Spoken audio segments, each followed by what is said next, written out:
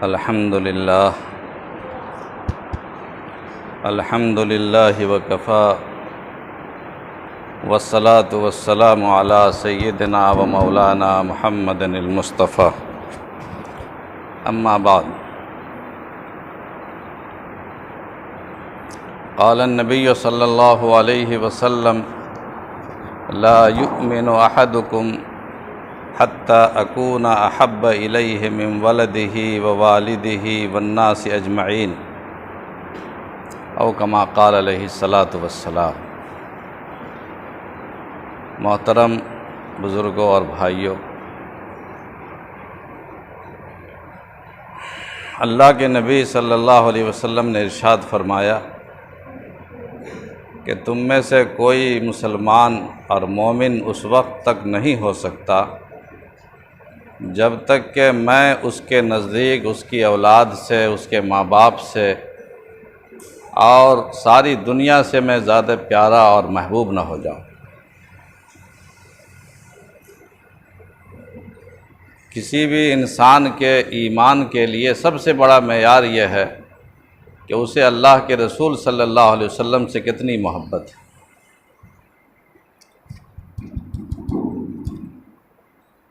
اگر حضور صلی اللہ علیہ وسلم کی محبت دل میں نہیں ہے تو چاہے وہ کتنی ہی عبادت کرے، کتنی ہی سخاوت کرے، دنیا کو پیسے تقسیم کرے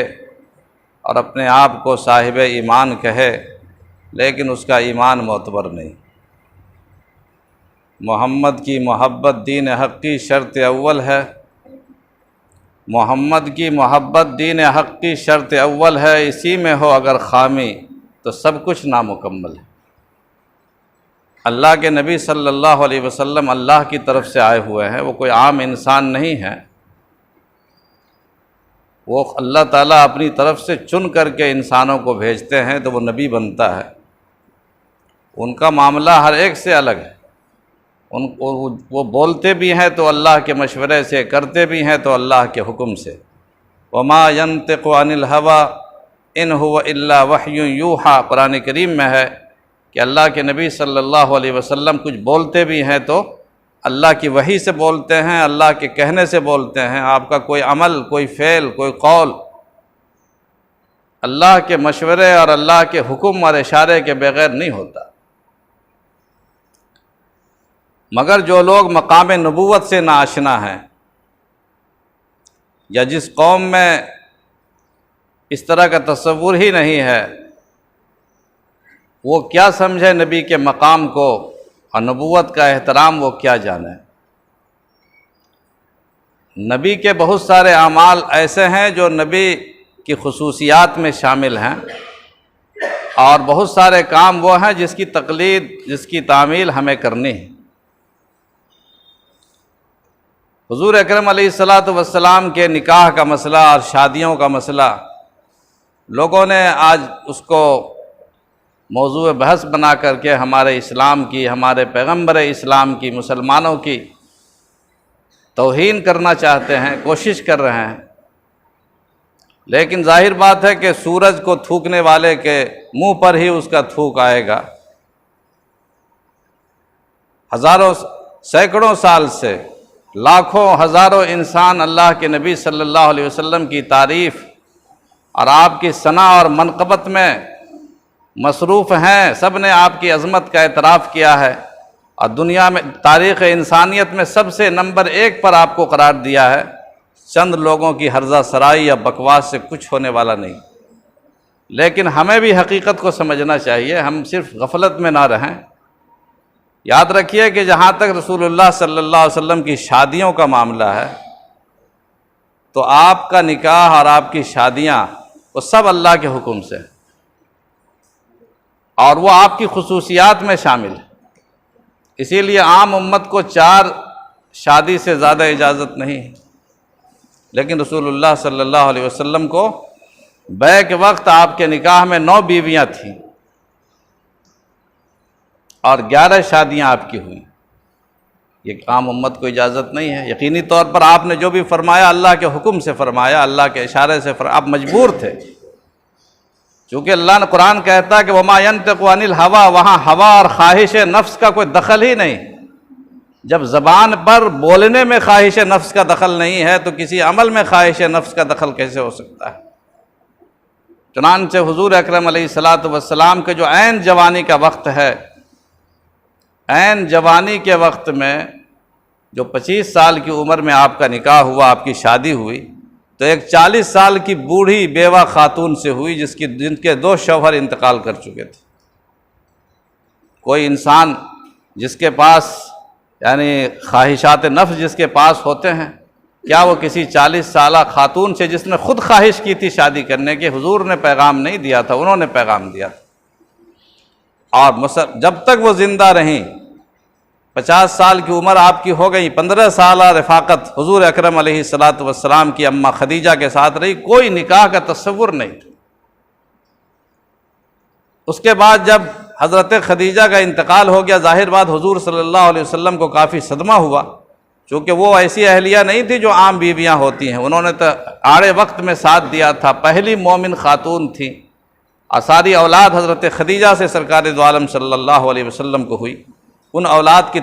پرورش کرنے والا کوئی نہ تھا، تو مجبوراً آپ نے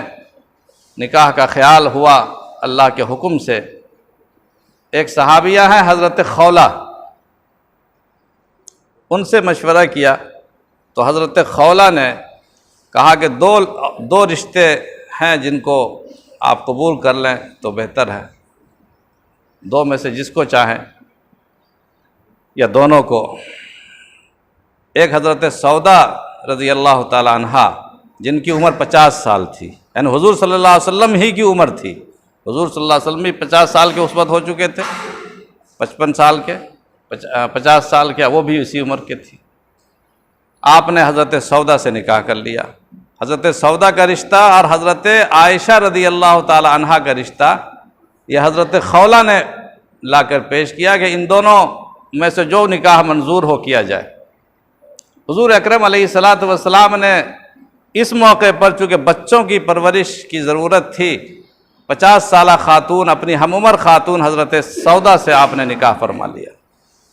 لیکن حضرت سودا بہت ضعیف تھی، بوڑھی تھی۔ ان حقائق کو سمجھیے، لوگوں کے بہکانے میں کبھی کبھی نہیں آنا، یہ ذرا سا شبہ بھی سرکار دو عالم صلی اللہ علیہ وسلم کی عظمت اور تقدس کے بارے میں ایک ذرا سا شبہ بھی آپ کے ایمان کو ختم کر دے گا۔ اس لیے حقیقتوں کو ہم لوگ سمجھنا چاہیے، مسلمانوں کو علم ہونا چاہیے کہ واقعہ کیا ہے۔ پھر حضرت عائشہ صدیقہ رضی اللہ تعالیٰ عنہ کا مسئلہ بھی انہوں نے پیش کیا کہ حضرت عائشہ صدیقہ رضی اللہ تعالیٰ عنہ کا رشتہ بھی ہے، مگر حضور اکرم علیہ الصلاۃ والسلام کو تو چونکہ بچوں کی پرورش کی ضرورت تھی، اس لیے حضرت خولہ سے حضرت سودا سے آپ نے شادی فرما لی، اور حضرت عائشہ کا مسئلہ اس وقت آپ نے قبول نہ کیا۔ لیکن پھر اللہ کی جانب سے حکم ہوا، بخاری شریف کی روایت ہے کہ اللہ کی طرف سے آپ نے خواب میں دیکھا کہ اللہ پاک فرماتے ہیں اس کو دیکھو یہ تحفہ ہے، کھولو اس کو، تو کھولا گیا تو دیکھا وہ عائشہ ہے، کہا یہ تمہاری بیوی ہونے والی ہے۔ 2 نکاح جو رسول اللہ صلی اللہ علیہ وسلم نے کیے ہیں وہ اللہ کے حکم سے اپنی مرضی کے بغیر کیے، اور دونوں نکاح دشمنوں کے نشانے پر رہے۔ ایک نکاح تو حضرت زینب بنت جہش کا تھا اور ایک نکاح حضرت عائشہ کا، مگر حضرت عائشہ کا نکاح اس زمانے میں زیر بحث کبھی نہیں آیا۔ آج کے خبیثوں کو اور آج کے اسلام دشمن چند لوگوں کو یہ چیز آج موضوع بحث بنی ہوئی۔ یہ نکاح حضرت عائشہ صدیقہ رضی اللہ تعالیٰ عنہ کا اللہ کے حکم سے ہوا، اور حضور صلی اللہ علیہ وسلم کیوں کرنا نہیں چاہتے تھے؟ ایک تو حضرت ابوبکر صدیق رضی اللہ تعالیٰ عنہ کو آپ نے اپنا بھائی بنایا تھا۔ حضور صلی اللہ علیہ وسلم کوئی بھائی نہیں تھا، اکیلے تھے، والد کا انتقال بچپن ہی میں ہو گیا تھا، پیدا ہونے سے پہلے ہی آپ کا کوئی بھائی نہیں تھا، تو آپ نے بچپن سے ہی یعنی شعور میں آنے کے بعد سے ہی حضرت ابوبکر صدیق رضی اللہ تعالیٰ عنہ کو اپنا منہ بولا بھائی کہ آپ میرے بھائی ہیں بنایا تھا۔ تو بھائی جب بھائی بن گیا، منہ بولا بھائی، تو اس کی بیٹی بھی اپنی بیٹی کی طرح عرب میں تصور کی جاتی تھی، بھتیجی ہو گئی وہ، اس لیے آپ کرنا نہیں چاہتے تھے۔ لیکن اللہ کا حکم ہوا کہ نہیں، عائشہ تمہاری بیوی بنے گی، اور حضرت ابوبکر صدیق نے خود خواہش ظاہر کی کہ ان کو رشتے میں قبول کیا جائے، اور اس کی حضور نے پھر قبول فرمایا، ایک تو اللہ کے حکم کی بنا پر، اور دوسرے حضرت عائشہ کا رشتہ ایک دوسرے صاحب کے یہاں طے ہو چکا تھا، حضرت جبیر بن مطعم، اس وقت مسلمان نہیں ہوئے تھے، بعد میں وہ بھی مسلمان ہو گئے، صحابی ہو گئے۔ حضرت جبیر بن مطعم رضی اللہ تعالیٰ عنہ کے یہاں پہلے رشتہ حضرت عائشہ کا لگ چکا تھا، بات طے ہو چکی تھی، لیکن جبیر بن مطعم کے لوگوں نے بعد میں، انہوں نے، وہ مسلمان نہیں تھے، انکار کر دیا رشتے سے، اور کہا کہ ابو بکر کی بیٹی جب میرے گھر میں آئے گی تو ہمارے گھر کے ماحول کو خراب کر دے گی، یعنی مسلمان کے گھر سے مسلمان کی بیٹی کو نہیں لانا چاہتے تھے، اس لیے اس نے رشتے کا انکار کر دیا۔ تو ایک تو اس رشتے کا انکار کر دینے سے حضرت ابوبکر کو جو صدمہ تھا، دوسرے حضرت ابوبکر رضی اللہ تعالیٰ عنہ کو آپ چاہتے تھے کہ ان کو وہ عزت اور سرفرازی حاصل ہو، ہمارے گھر میں ان کی بیٹی جب حرم بن کے آ جائے گی تو ان کو جو عزت و سرفرازی حاصل ہوگی، اس سے ان کے غم کی تلافی ہوگی۔ تو اللہ کا حکم بھی، یہ سب مصلحتیں بھی، جبکہ حضرت عائشہ کی عمر اس وقت شادی کرنے کی تھی بھی نہیں، 6 سال کی تھی، لیکن عربوں کا معاشرہ اور ہمارے معاشرے میں بہت فرق ہے۔ ہمارے یہاں کے لوگ انتہائی کمزور، بالکل پلپلے ہوتے ہیں ہندوستان کے لوگ یا اور دنیا کے دوسرے علاقوں کے لوگ۔ عرب میں جو غذا ہے وہ 2 چیز پر توجہ دیتے ہیں، ایک تو کھجور کھاتے ہیں، دوسرے اونٹ کا دودھ پیتے ہیں۔ یہ دونوں چیزوں میں اتنی غذائیت ہے کہ انسان ان دونوں چیزوں کو استعمال کر کے وقت سے پہلے ہی بالکل جوان معلوم ہونے لگتا ہے، اس کے بدن کی نشو و نما ایسی ہو جاتی ہے۔ تو اس لیے حضرت عائشہ رضی اللہ تعالیٰ عنہ 6 سال کی عمر میں حضور اکرم علیہ الصلاۃ والسلام کے عقد نکاح میں آئی، اور رخصتی 9 سال کی عمر میں ہوئی، صحیح روایت کے مطابق جو بخاری شریف وغیرہ میں ہے، 9 سال کی عمر میں رخصتی آپ کی عمل میں آئی۔ تو یہ نکاح، یہ رشتہ حضرت ابوبکر صدیق رضی اللہ تعالیٰ عنہ کی خواہش پر اور اللہ کے حکم پر، ان کی دلجوئی کے لیے، اپنی مرضی کے خلاف، لیکن اللہ کی طرف سے اشارہ تھا کہ عائشہ تمہارے گھر میں آنی چاہیے، اور ان سے اللہ پاک بڑا کام لینے والے ہیں۔ چنانچہ حضرت عائشہ صدیقہ رضی اللہ تعالیٰ عنہ سے اللہ پاک نے وہ کام لیا، اتنی بڑی محدثہ، اتنی بڑی فقیہہ، 7 وہ لوگ جنہوں نے 1000 سے اوپر روایتیں نقل کی ہیں، 7 صحابہ، ان میں 6 مرد ہیں اور 1 حضرت عائشہ خاتون، 2210 حدیثیں نقل کرتی ہیں۔ یہ کون بیان کرتا؟ اتنی بڑی فقیہ، اتنی بڑی فتویٰ دینے والی، 350 صحابہ نے آپ سے یعنی باقاعدہ حدیث کا درس حاصل کیا، اور فقہ و فتاویٰ میں آپ سے مشورہ لیتے تھے صحابہ کرام۔ تو اور ان کو فخر تھا، حضرت عائشہ کو فخر تھا حضور صلی اللہ علیہ وسلم کی زوجیت پر، حضور صلی اللہ علیہ وسلم کے دامن حرم سے وابستہ ہونے پر خود حضرت عائشہ کو فخر تھا، اور حضرت ابو صدیق کو فخر تھا۔ اب چنانچہ ایک موقع پر جب حضور صلی اللہ علیہ وسلم ناراض ہو گئے تمام بیویوں سے، انہوں نے مطالبہ کیا تھا کہ ہمیں کچھ سہولتیں ملنی چاہیے، کیونکہ اللہ پاک نے فتوحات کے دروازے کھول دیے ہیں، مال غنیمت اور بہت سارے غلام باندیاں آ رہی ہیں، ہم لوگ اکیلے کام کرتے کرتے پریشان ہیں، غربت ہے، تو کچھ مال و دولت ہمیں بھی ملنا چاہیے۔ ایک خیال ان کو آیا، انہوں نے یہ میمورنڈم اور یہ خواہش سرکار دو عالم صلی اللہ علیہ وسلم کی خدمت میں پیش کیا، مگر آپ ناراض ہوئے کہ یہ تمہارا مقام نہیں ہے۔ لستن کاحد من یا نساء النبی لستن کاحد من النساء، اے نبی کی بیویوں، قرآن کریم میں، اے نبی کی بیویوں، تم عام عورتوں کی طرح نہیں ہو دنیا کی، تم حرم نبوت میں آئی ہو، دنیا کی سب سے منتخب اور مقدس جماعت ہو۔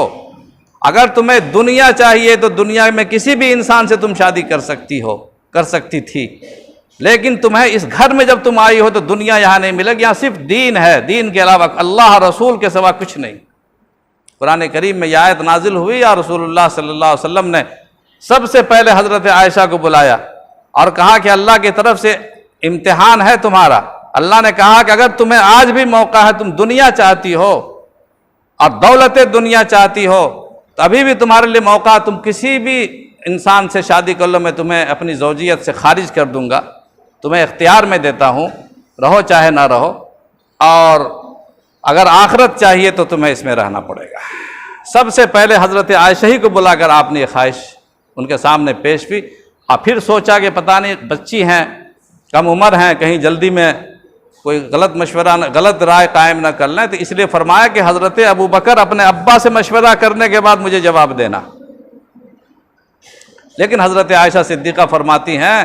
کہ میں نے حضور اکرم علیہ الصلاۃ والسلام سے کہا کہ یا رسول اللہ، آپ کے بارے میں کسی سے کیا مشورہ کروں گی، میں آپ کو اختیار کرتی ہوں، اختار اللہ ورسولہ، میں اللہ اور اللہ کے رسول کو اختیار کرتی ہوں، مجھے دنیا اور آخرت دنیا کی دولت نہیں چاہیے۔ اور یہ فرما کر کہا کسی اور سے اس جواب کو نہ دہرائیے، کسی اور بیوی سے، یہ میرا جواب ہے۔ کہا کہ ٹھیک ہے، میں نہیں دہراؤں گا۔ تو یہ سوچئے کہ یعنی یہ فخر کی بات ہے، ان کو موقع بھی دیا گیا حضرت عائشہ کو کہ اگر تم چاہتی ہو دنیا اور دولت دنیا اور تمہیں کر و فر چاہیے یا کسی اور آدمی کی زوجیت میں رہنا چاہتی ہو تو تم کو موقع ہے، لیکن انہوں نے اختیار نہیں کیا۔ تو جب گھر والوں کو اعتراض نہیں، گھر کے اہلیہ کو اعتراض نہیں، باپ ماں کو اعتراض نہیں، آج آپ لوگ کون ہیں اعتراض کرنے والے؟ ان کو فخر ہے، ان کی عزت بلند ہو رہی ہے، اور آج کے لوگوں کو پتہ نہیں کیا ہو گیا ہے کہ وہ اس پر اعتراض کرے کہ کیوں کیا حضور صلی اللہ علیہ وسلم نے شادی 6 سال کی عمر کی لڑکی سے۔ میں کہتا ہوں کہ رام کی جو بیوی سیتا تھی وہ کتنے سال میں رام کی بیوی بنی تھی؟ 6 سال کی عمر میں۔ رام کی بیوی سیتا 6 سال کی عمر میں رام جی کی زوجیت میں آئی تھی، وہ نظر نہیں آتا؟ حضرت مریم علیہ عیسائی دوسرا بڑا طبقہ حضرت عیسیٰ علیہ السلام کو ماننے والا ہے۔ ہمارا عقیدہ اور ہمارا نظریہ یعنی مسلمانوں کا نظریہ یہ ہے کہ حضرت مریم کنواری تھی، ان کی کسی سے شادی نہیں ہوئی تھی، اور بغیر باپ کے اللہ پاک نے حضرت عیسیٰ علیہ السلام کو پیدا کیا۔ لیکن عیسائیوں ہی کا ایک طبقہ، ایک جماعت، ان کا ایک فرقہ کہتا ہے کہ حضرت مریم کی شادی 12 سال کی عمر میں ایک 99 سالہ بوڑھے جوسف سے ہوئی تھی۔ جوسف یعنی یوسف بولیے، جوسف سے ہوئی تھی 12 سال کی عمر میں۔ پہلے زمانے میں رواج تھا کہ کم عمر کی لڑکیوں کی شادیاں ہوتی تھیں۔ یورپ اور امریکہ میں آج سے 100-150 سال پہلے تک کم سے کم لڑکیوں کی شادی کی عمر 12 سال، کسی جگہ 6 سال، کسی جگہ 7 سال، یہ طے تھا، اس کو کوئی معیوب نہیں سمجھتا تھا۔ چنانچہ حضرت عائشہ کے نکاح کے مسئلے کو کسی نے اس زمانے میں نہیں اچھالا، جبکہ حضور صلی اللہ علیہ وسلم کے دشمن کتنے تھے، کون کون عیب کی تلاش میں رہتے تھے۔ وہ آپ کو پاگل کہا، مجنوں کہا، کذاب کہا، اور نہ معلوم کیا کیا چیزیں کہیں۔ تو اگر یہ چیز معیوب ہوتی اور معاذ اللہ حضور صلی اللہ علیہ وسلم نے محض خواہش نفس کی بنیاد پر یہ شادی کی ہوتی تو لوگوں نے تو اور موقع ملا ہوتا ان کو اس مسئلے کو اٹھانا چاہیے تھا، کسی نے نہیں اٹھایا۔ اس سے یہ بات سمجھنی چاہیے کہ حضور اکرم علیہ السلام نے جو کچھ بھی کیا وہ اللہ کی مرضی سے کیا، اس زمانے کے عرف و رواج کے مطابق کیا، اور آپ چاہتے تھے کہ آپ کی زوجیت میں ایک ایسی خاتون آوے جو خاتون اور نسوانی شریعت کے تمام مسائل کی وہ حافظ ہو اور اس کو عالم ہو اور دنیا تک وہ بات پہنچے۔ وہ ظاہر ہے بیوی کے علاوہ کوئی دنیا میں کوئی نہیں کر سکتا تھا۔ اس لیے حضرت عائشہ صدیقہ رضی اللہ تعالیٰ عنہ کا نکاح اس کم عمری میں، جبکہ ابھی شعور پختہ نہیں ہوا تھا، ابھی لوگ دنیا کی ہوا نہیں لگی تھی، دنیا کی ہوا لگنے سے پہلے حرم نبوت میں چلی آئی۔ اسی لیے حضرت عائشہ کہتی تھیں کہ میں ایمان کی گود میں میری پرورش ہوئی ہے، اور پھر ایمان ہی کی گود میں حرم نبوت میں چلی آئی، یا پھر یہاں میں نے سارے مناظر دیکھے اور اپنے سامنے میں نے وحی اترنے کا منظر دیکھا، فرشتوں کی آمد و رفت کا منظر دیکھا۔ فرشتے آتے تھے حضور اکرم علیہ السلام کے پاس، وحی نازل ہوتی تھی، اور حضور صلی اللہ علیہ وسلم کے پاس حضرت عائشہ بیٹھی رہتی تھی۔ یہ سارے مناظر حضرت عائشہ نے دیکھے اور امت تک ان چیزوں کو پہنچایا، اندر کی باتوں کو، بہت سارے مسائل میں صحابہ کو معلوم نہیں تھا، وہ رجوع کرتے تھے۔ تو یہ ساری کی ساری یہ حکمت الہی تھی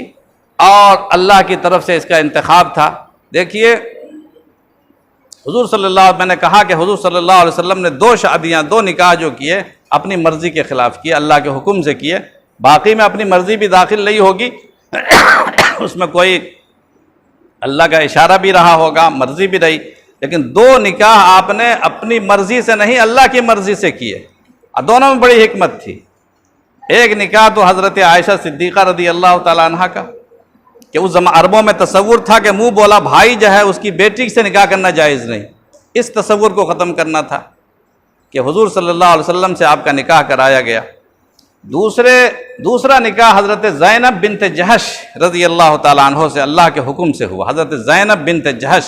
رضی اللہ تعالیٰ عنہ سے جو آپ کا نکاح ہوا، وہ بھی ایک عجیب و غریب واقعہ ہوا اور آپ کی مرضی کے خلاف۔ حضرت زینب بنت جہش حضور صلی اللہ علیہ وسلم کی اپنی پھوپھی زاد بہن ہے سرکار دو عالم صلی اللہ علیہ وسلم کی، اور ان کی شادی حضرت زید سے آپ نے کرائی تھی۔ حضرت زید آپ کے منہ بولے بیٹا تھے، حضور صلی اللہ علیہ وسلم کو اولاد نرینہ زندہ نہیں رہی، اسی لیے حضرت زید کو آپ نے منہ بولا بیٹا بنایا تھا۔ حضرت زید وہ صحابی ہیں جن کا نام قرآن کریم میں، تمام صحابہ میں یہ اعزاز صرف حضرت زید کو حاصل ہے کہ قرآن کریم میں ان کا نام آیا ہے، کسی صحابی کا نام قرآن کریم میں نہیں ہے، صرف حضرت زید کا نام ہے جو رسول اللہ صلی اللہ علیہ وسلم کے منہ بولا بیٹا تھے۔ تو حضرت زینب بنت جہش سے حضرت زید کی شادی خود سرکار دو عالم صلی اللہ علیہ وسلم نے کرائی، لیکن دونوں میں نباہ نہیں ہو سکا، اور نباہ نہ ہو سکنے کی بنا پر انہوں نے طلاق دے دی۔ تو یہ طلاق دینے کے بعد اتنا بڑا صدمہ ہوا حضرت زینب کو کہ ظاہر بات ہے پھر اللہ کی طرف سے حکم آ گیا کہ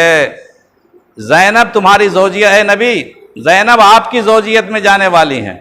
اور یہ فرمایا کہ زوجنا کہا، ہم نے آپ کی شادی بھی کرا دی، عقد نکاح کرنے کی ضرورت نہیں ہے، اللہ تعالیٰ نے خود عقد نکاح کیا۔ چنانچہ ازواج مطہرات میں تمام بیویوں میں سرکار دو عالم صلی اللہ علیہ وسلم کی بیویوں میں ہر ایک کا عقد نکاح ہوا سوائے حضرت زینب بنت جہش کے، ان کا عقد نکاح ہوا ہی نہیں، ان کا عقد نکاح آسمان پر ہوا۔ اسی لیے فخر کے ساتھ بولا کرتی تھی کہ تم سب کا نکاح تو زمین پر ہوا اور میرا نکاح آسمان پر ہوا، اور پھر بولا کرتی تھی کہ تم سب کا نکاح انسانوں نے پڑھایا، میرا نکاح خالق انسان نے پڑھایا، رب العالمین نے میرا نکاح پڑھا۔ یہ فخر ان کے لیے شرف کی بات تھی اور بولا کرتی تھی۔ تو یہ شادی بھی اللہ پاک نے حضور کی مرضی کے بغیر کرا دی، مگر اس زمانے میں یہ تصور یہ تھا کہ جب منہ بولا بیٹا ہے تو بیٹا کی بیوی رہ چکی ہے، وہ تو گویا کہ بہو کے درجے میں ہو گئی، اور بہو سے نکاح کرنا جائز نہیں، ان کے خیال تھا۔ مگر اللہ تعالیٰ نے کہا کہ یہ منہ بولا بیٹا بیٹا نہیں ہوتا، زبان سے بول دینے سے کوئی بیٹا نہیں ہو جاتا ہے، بیٹا وہ ہے جو اللہ تعالیٰ نے تمہیں پیدا کیا ہے تمہاری نسل سے، وہی بیٹا ہے، منہ بولا بیٹا کا کوئی مقام نہیں ہے۔ تو اس تصور کو ختم کرنے کے لیے اللہ پاک نے حضرت رسول اکرم صلی اللہ علیہ وسلم سے حکم دیا کہ تم شادی کرو حضرت زینب بنت جہش سے۔ تو دوسری شادی بھی ایک غلط تصور کو ختم کرنے کے لیے کہ منہ بولا بیٹا کو اصلی بیٹا مانا جاتا تھا، اور اس کی بیوی سے جس کو طلاق دے دی ہو نکاح جائز نہیں مانا جاتا تھا۔ آپ کو نکاح کرنے کا حکم دیا گیا اور آپ نے نکاح کیا۔ اس نکاح کو لوگوں نے کافی موضوع بحث بنایا اس زمانے میں کہ صاحب منہ بولا بیٹا کی بیوی سے شادی کر لی، ایسا ہے ویسا ہے، لیکن حضرت عائشہ کے نکاح پر کوئی اس زمانے میں بات نہیں آئی۔ مگر اللہ کا کام، جو اللہ کا حکم جو بھی ہوتا تھا، آپ کسی یعنی بدنامی کا خوف، لا یخافون لومۃ لائم، یہ تو عام اولیاء کی پہچان ہے کہ جب اللہ کا حکم آ گیا تو کسی کی ملامت کی، کسی کی تنقید کی، کسی کی تضحیق کی اسے پرواہ نہیں ہوتی۔ سرکار دو عالم صلی اللہ علیہ وسلم کیوں اس کی پرواہ کرنے لگے؟ اس لیے ساری کی ساری حکمت ہے رسول اللہ صلی اللہ علیہ وسلم کی شادیوں میں کہ آپ کے اللہ کے حکم سے کس شادی کو کب انجام پانا ہے، کس طرح پانا ہے، اور اس کو آج جو لوگ موضوع بحث بناتے ہیں، آپ کے تقدس کو پامال کرتے ہیں، وہ بہت بڑا جرم کر رہے ہیں، چونکہ کسی بھی مذہبی شخصیت کے خلاف کچھ بولنا یہ جرم ہے۔ اسی لیے اللہ پاک نے بھی منع کر دیا ہے کہ مسلمانوں تم بھی کسی مذہبی شخصیت کو برا بلا نہ کہو، لا تسبوا الذین یدعون من دون اللہ ویسبوا اللہ عدوا بغیر علم۔ اے مسلمانوں، یہ لوگ جن لوگوں کی پوجا کرتے ہیں، جن دیوتاؤں کو اور جن معبودوں کی عبادت کرتے ہیں، ان کو برا بلا مت کہو، ان پر تنقید مت کرو، اس لیے کہ اگر تم کرو گے تو یہ بھی جواب میں تنقید کریں گے بغیر علم کے، فتنہ پیدا ہوگا، ماحول خراب ہوگا۔ تو ماحول کو محفوظ رکھنا اور امن و سلامتی قائم رکھنا، دوسروں کی مذہبی شخصیات کا احترام کرنا، یہ اسلام کی تعلیم ہے۔ آج جو لوگ یہ کرتے ہیں وہ اسلام کے خلاف کرتے ہیں، دنیاوی قانون کے، بین الاقوامی قانون کے خلاف کرتے ہیں۔ اللہ تعالی ہمیں سمجھ نصیب فرمائے، اس ملک کی حفاظت فرمائے، اس ملک کے مسلمانوں کی حفاظت فرمائے، رسول اللہ صلی اللہ علیہ وسلم کے عصمت و ناموس کی حفاظت فرمائے، اور جو لوگ عصمت و ناموس کی حفاظت نہیں کرتے ہیں اللہ پاک ان کو غارت فرمائے، اور کہنے سے زیادہ اور سننے سے زیادہ عمل کی ہمیں توفیق عطا فرمائے۔ وآخر دعوانا ان الحمد للہ رب العالمین۔